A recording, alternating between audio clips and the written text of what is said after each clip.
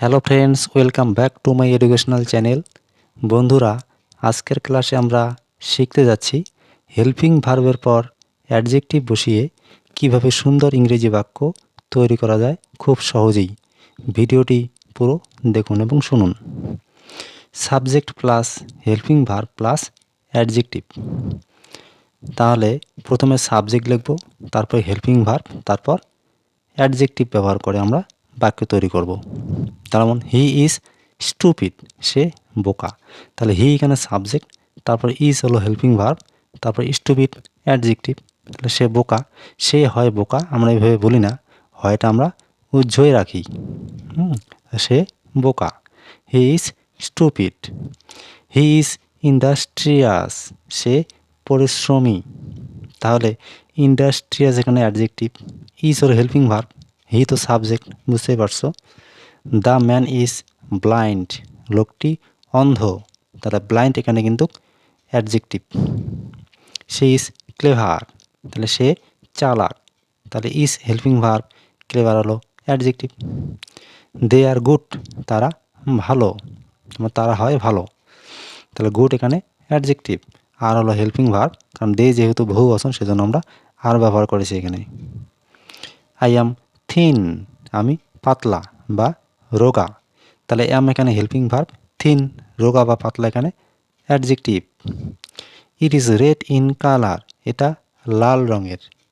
এই সেন্টেন্সটা একটু বুঝতে হবে, যখন আমরা অ্যাডজেক্টিভের পর কোনো নাউন ব্যবহার করব না, সরাসরি এইভাবে লিখবো, তখন কিন্তু ইন কালার কথা লিখতে হবে। ইট ইজ রেড, এটা লাল হবে না, এইভাবে লিখলে হবে না। It is red in colour, এটা লাল রঙের। হ্যাঁ, যদি আমরা অ্যাডজেক্টিভ আর নাউন ব্যবহার করি অ্যাডজেক্টিভের পর, যেমন it is a red pen, এটা একটা লাল কলম, তাহলে ঠিক আছে। কিন্তু এখানে নাউন ব্যবহার করিনি, আমরা শুধু এখানে অ্যাডজেক্টিভকে দেখাচ্ছি এখানে। তাহলে it is red in colour, এটা লাল রঙের। হি ইজ সেলফিশ, সে স্বার্থপর। তাহলে সেলফিশ এখানে adjective, is or helping verb. এরপর একইভাবে সাবজেক্ট, তারপর হেল্পিং ভার্ব, তারপর অ্যাডজেক্টিভ দিয়ে। আগেরগুলো ছিল প্রেজেন্ট ফর্মের হেল্পিং ভার্ব, এগুলো পাস্ট ফর্মের। দেখুন, দ্য ম্যান ওয়াজ বিজি, লোকটি ব্যস্ত ছিল। তাহলে বিজি এখানে অ্যাডজেক্টিভ, ওয়াজ হলো হেল্পিং ভার্ব। হি ওয়াজ অ্যাটেন্টিভ, সে মনোযোগী ছিল বা সে ছিল মনোযোগী, একই কথা।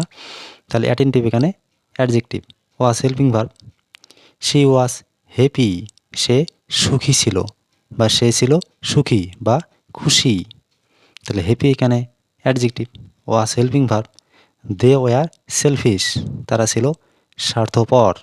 তাহলে সেলফিশ এখানে অ্যাডজেক্টিভ, দে যেহেতু প্লুরাল ফর্মে আছে বহু বচন, সেজন্য ওয়ার, দে ওয়ার সেলফিশ, তারা ছিল স্বার্থপর।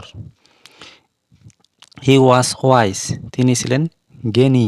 তাহলে ওয়াইস এখানে অ্যাডজেক্টিভ। ইট ওয়াজ পেইনফুল, এটা ছিল বেদনাদায়ক। পেইনফুল, পেইনফুল হলো অ্যাডজেক্টিভ, ওয়াজ হেল্পিং ভার্ব। এরপর রিয়া ওয়াজ বিউটিফুল, রিয়া ছিল সুন্দরী।